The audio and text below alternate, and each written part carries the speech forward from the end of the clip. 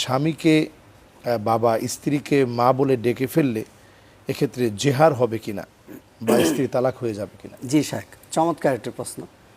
এটা আমাদের সমাজে অনেক মা বোনেরা এই জাতীয় কোশ্চেন আমাদেরকে, যেহেতু আমরা মসজিদের জুমার দায়িত্বে থাকি, অনেক বোনেরাও এই জাতীয় আমাদের প্রশ্ন করে থাকেন যে ইমোশনালগতভাবে স্বামী স্ত্রী তাদের একান্ত কর্মে যখন চলে যায় তখন ওনারা আবেগে ইমোশনালগতভাবে স্বামী তার স্ত্রীকে মা ডেকে ফেলে, স্ত্রী স্বামীকে বাবা ডেকে ফেলে। তো এই ক্ষেত্রে জেহার হবে না, জেহার হবে না। কারণ জেহার হওয়ার জন্য যে শর্তগুলো, সেটা হচ্ছে যাদেরকে বিবাহ করা হারাম এই জাতীয় লোকদের সাথে তার স্ত্রী অথবা তার স্ত্রীর যে অঙ্গ প্রত্যঙ্গগুলো আছে এটার সাথে তুলনা করা। যদি তুলনা করে তাহলে জেহার হবে, আর জেহারের জন্য অবশ্যই কাফারা দিতে হবে। কিন্তু এমনিতেই ইমোশনালগতভাবে যদি মা ডেকে ফেলে কিংবা বাবা ডেকে ফেলে মা,